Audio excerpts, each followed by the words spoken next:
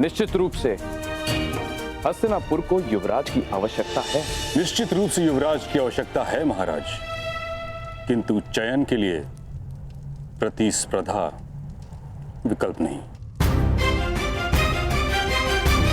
महामहिम का कथन सत्य है महाराज। इन 105 भाइयों को एक साथ मिलकर हस्तिनापुर की रक्षा करनी है। जो उत्तराधिकार के लिए एक दूसरे से लड़ बैठेंगे वो मिलकर किसी देश की रक्षा कैसे करेंगे? यह संभव है महाराज। ये रंगभूमि 105 भाइयों के कौशल का प्रदर्शन स्थल है, उत्तराधिकारियों के मध्य। इसे युद्ध क्षेत्र मत बनाएं। यदि रंगभूमि के इस आयोजन से युवराज के चयन का प्रयोजन सिद्ध होता है तो इसमें खोट क्या है आचार्य?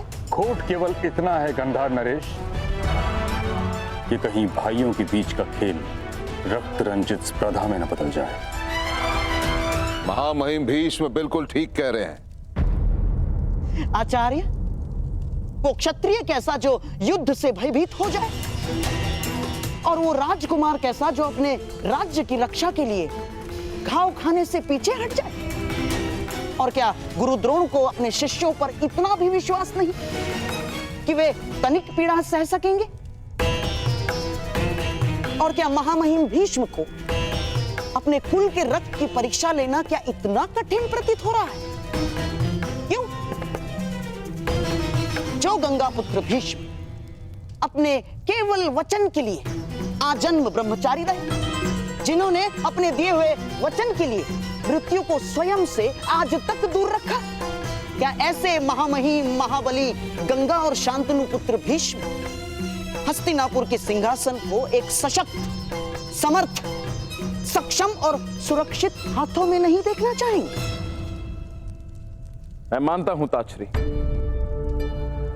कि राजकुमारों के लिए यह प्रतियोगिता बहुत कठिन होगी, परंतु मुझे आचार्य द्रोण की शिक्षा पर पूर्ण विश्वास है कि सभी राजकुमार इस प्रतियोगिता को मैत्रीपूर्ण भाव से लेंगे। फिर सभी राजकुमारों को एक नियम से बांध दिया जाएगा। यदि किसी भी राजकुमार ने दूसरे राजकुमार का रक्त बहाया तो उसे अपात्र घोषित कर दिया जाएगा।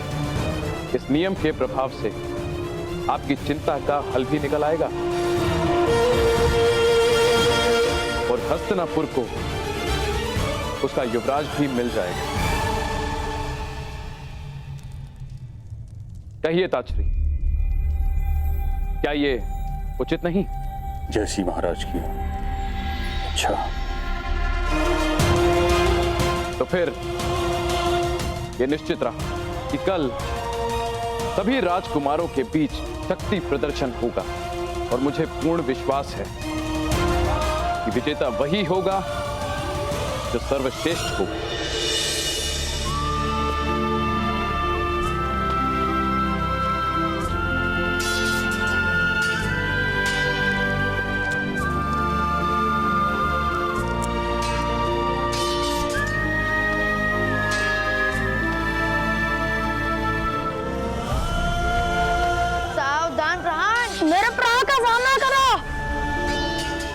कल रंगभूमि में प्रदर्शन करोगे कौरव और पांडवों के साथ?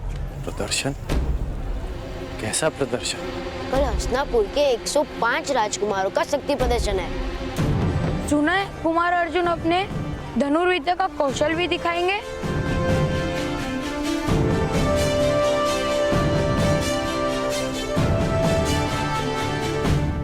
कल की प्रतियोगिता में कौन किसके साथ द्वंद्व करेगा यह निश्चय आप करेंगे। प्रतियोगिता पक्षपात रहित होनी चाहिए महामहिम।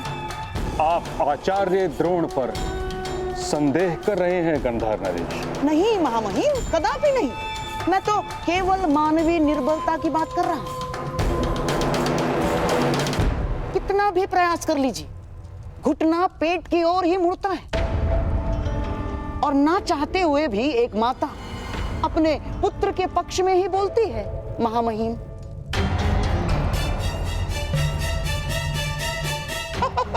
और महागुरु द्रोण का अर्जुन के प्रति प्रेम जगत विख्यात है। वो तो पहले ही घोषणा कर चुके हैं कि इस संसार का सर्वश्रेष्ठ योद्धा अर्जुन ही है। बस कीजिए गांधा नरेश शकुनी। आप द्रोण के न्याय भाव पर आक्षेप लगा रहे हैं जो उचित नहीं है। नहीं आचार्य, नहीं, मैं तो वो कह रहा हूं जो कल सारा हस्तिनापुर कहेगा। तो आप चाहते क्या हैं? मैं तो केवल महाराज को यह निवेदन करना चाहता हूं कि द्वंद्व के प्रतियोगियों का निर्णय कोई मनुष्य ना करे। तो फिर कौन करेगा शकुनी? वो जिसमें पक्षपात का भाव ना हो।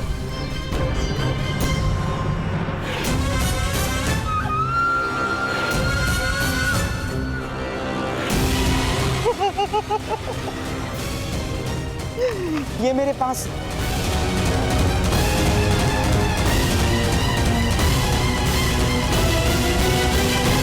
मैं भी कल रंगभूमि में जाकर कौरवों और पांडवों के बीच अपना प्रदर्शन करूंगा और ऐसे ऐसे तलवारबाजी करूंगा।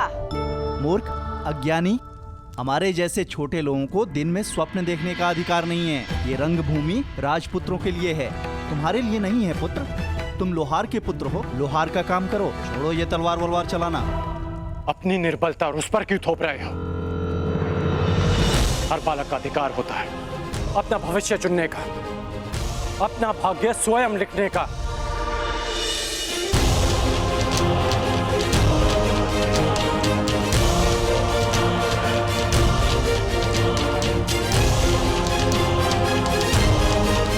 छोटे मित्र, कभी स्वप्न देखना मत छोड़ना और उसे पूरा करने का परिश्रम करना भी मत छोड़ना। कौन से देश से आए हो मित्र? मनुष्य का भाग्य उसके जन्म से ही निश्चित हो जाता है, यही नीति है। यदि यही नीति है तो इस नीति को बदल दूंगा मैं। हस्तिनापुर के मस्तक पर अपने बाणों की नोक से अपना भाग्य स्वयं लिखेगा ये राधे है।